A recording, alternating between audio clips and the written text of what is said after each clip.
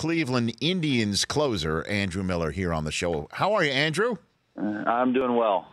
So what was that experience like for you? I mean, that's like boyhood dream type stuff, right? Yeah, exactly. I think never would have dreamt even to get a chance to participate in these. Being at an event like this is so much fun, and it's neat to share a locker room with these guys and just kind of rub shoulders with them. But the fact that I got in there and got to close out a game and credited with a save is pretty hard to beat. So.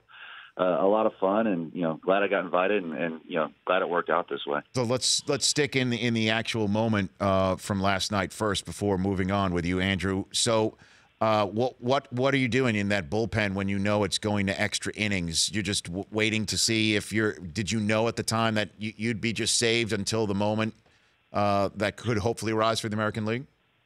Yeah, I mean, they kind of filled me in. I was mostly expecting to kind of come in and clean up an inning, but for everybody to watch the game, it was so well pitched that opportunity never really arose. So I was out there, and Kimbrel went in, did his job, and I knew I had the next inning. So once that happened, I knew it was going to be a lot of fun. And then obviously Cano hit that homer, and just getting the opportunity to go in and protect a lead in that situation was a special moment, and thankfully I had some pretty good defenders behind me, made the inning a little bit easier. But just a blast to be a part of, and just really, really fun experience. Did the phone ring as soon as Cano's ball left the yard?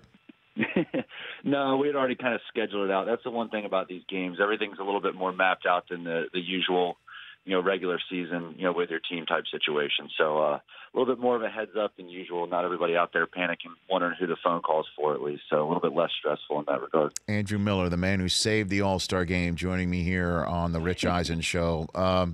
Yeah, I mean, that's true. You saved the game. You saved the game for the American League. So you were in the All-Star game last year and this year. Biggest difference, obviously, is last year the home field advantage for the American League was on the line, and this year was not. Which one do you prefer?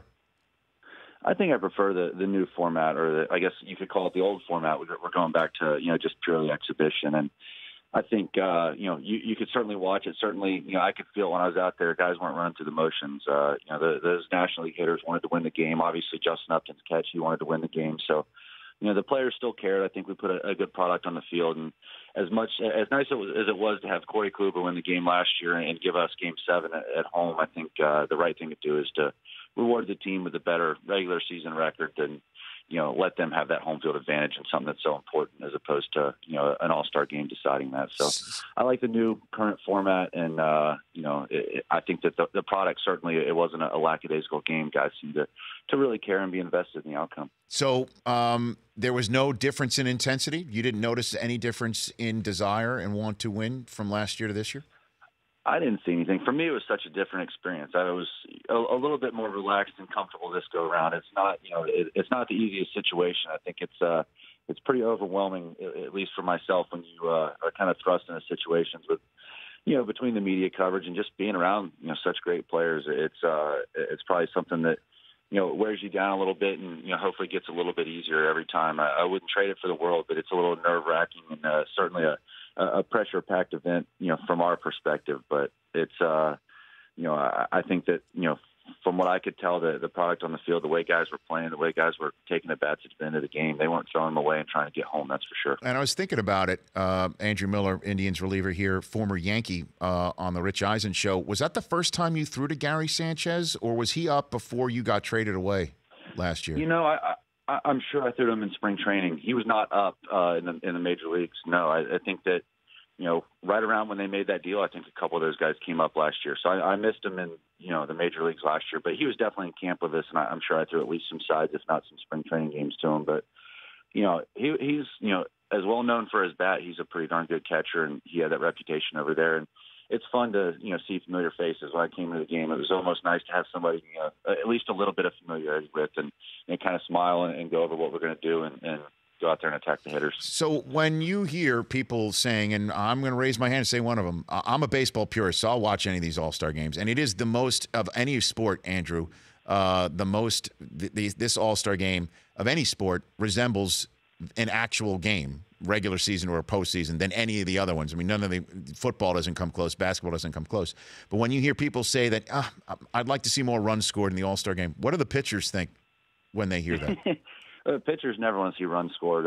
I think that, absolutely, we want the fans to really love it. And I agree with you. I think we do have the best, all-star game out of any of the leagues. I think we really do put on a pretty good show. And, I would think this year was just a well-pitched game.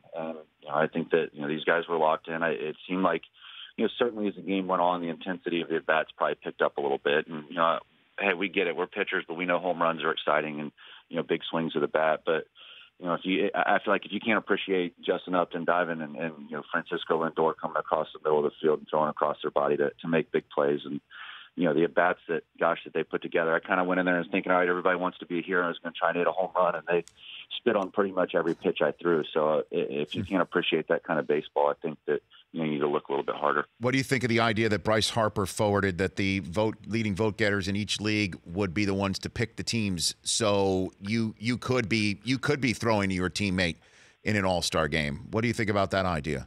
It's interesting. I'm glad people care enough to throw ideas out there. I heard that, and then maybe a world versus U.S. type setup or something like that was thrown around a little bit this year. But I think maybe I'm a little old school. I'm a little attached to the American League versus National League setup. But if there's a way you can do it, maybe even not every year, but mix it up a little bit if that's what gets fans to tune in and makes the game a little bit more interesting. Hey, it's worth at least discussing. Couple of more minutes with the man who saved the All-Star game last night for the American League, Andrew Miller, the Cleveland Indians, here on the Rich Eisen Show. How is Terry Francona? How's he doing? I think he's doing well. Yeah, we miss him. We're getting updates pretty much just like everybody else. I think they're doing a good job of passing information along, and I think everybody certainly cares about him and wants him to get better. So we're looking forward to having him back in Oakland. It sounds like they addressed whatever the issue was, and most importantly, I think he needs to get his health taken care of because we love him, and that's the most important thing for him at this time. But best you can tell, he's going to be back as your skipper Friday? As far as I know, I think he's planning on it, and who knows whether that's him talking the doctors into it or not. I can't imagine he's the easiest patient in the world. He's doing everything he can to get back to us, and he cares about us so much that he's probably not always making the best decisions for him when it comes to that. But my expectation is he'll be back pretty soon. Has there been a World Series hangover? The loss, any lingering effect? Because you guys have been somewhat inconsistent. I think that's fair to say. 7 games over 500 is nothing to sneeze at. 2.5 game lead, I understand. But what about this team's second half chances, Andrew? Yeah, I mean, I think we can be a better team. I don't think there's a hangover in the sense there's certainly no excuses being made. I don't think we would trade, the experience we had last year for the world. And, if anybody's tired or anybody's, struggling because of last year, we're not hearing it. I think everybody did a good job taking care of themselves in the off season and, did a good job in spring training trying to, maybe adjust pitchers' workloads and that kind of thing. But, I think we can play better baseball than we have. And, like you said, we're still in a pretty good position. The Royals are playing really well. The division's kind of clustered tightly. Minnesota's, got a couple, pitchers that are having incredible years and they're doing a good job right now. So, we'd like to think that, we can play better baseball in the second half and take care of business. And, we wish we would have played better in the first half, but I think everybody can say that. Even the teams that are out to big leads would like to have won a few more games. At the end of the day, we're lucky it's a 162-game season, and, we get a chance to show that over the rest of the season. Couple of more questions for you, Andrew Miller. The pitch clock sure sounds like it's coming. That was a talk at the All-Star game in Miami. What are your thoughts on that subject? I don't love the idea of it. Doesn't mean it's not going to work out. I think, it's, we already have the clock now. It's been introduced slowly with the between innings setup, and, that hasn't been a problem. If anything, it's kind of nice. I think everybody's kind of adjusted. When replay was added to baseball, it was kind of thought of as, blasphemy, and it's turned out pretty good. It's taken a little while to kind of fine-tune it to where we want it.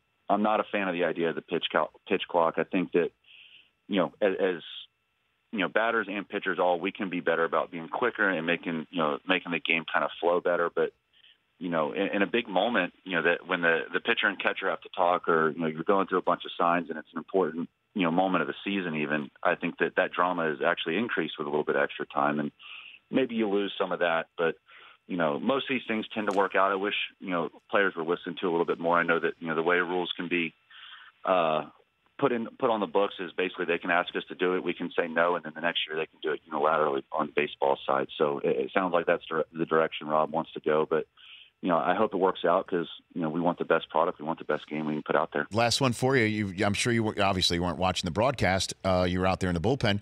Bryce Harper was mic'd up and conversing with Joe Buck during the live action. And at one point, Bryce Harper asked Joe Buck how Dak Prescott was going to do this year. If you were mic'd up and in the same situation, would you have asked Joe Buck how Blake Bortles is going to do this year? Would that have been your question as a football and Jaguar fan? Andrew? I don't know if that's where my mind would have been. That's pretty impressive that Bryce Harper can be thinking about, his football fantasy team or whatever. I don't know. Is he a Cowboys fan somehow? I guess he's from Vegas. I've never heard him make an NFL allegiance announcement of any sort. I've never heard that. Yeah. Well, I don't know if that's where my mind would have been, but yeah, I guess it would have been interesting to check in on what the Jags are looking forward to this year. I think a little too much hype last year in expectations. Hopefully the corner is being turned, though. I know Coughlin's back around in some capacity, so maybe that'll bring back the glory days. Well, you got to be fired up about Fournette, right? Running the football for Jacksonville. Yeah. They've been raving about the draft picks for years. I'm looking for them all to click and Yes. and really take off, and hopefully Fowler will be back and all these different things. So I think. It sounds like they're going the right direction. We're just waiting for it all to come together. Andrew, thanks for taking the time. I know this is your time off after a busy All-Star week, and you're going to make your way to Oakland with the American League Central leading Indians. Always appreciate you calling in. Thank you. Yeah, absolutely. Thanks for having me. You got it. That's Andrew Miller. The Rich Eisen Show, weekdays at noon Eastern on radio stations across the country and audience. If you like that video, be sure to download our app, and I'll be sure to move Week 6 games to Saturday for that wedding you have to go to.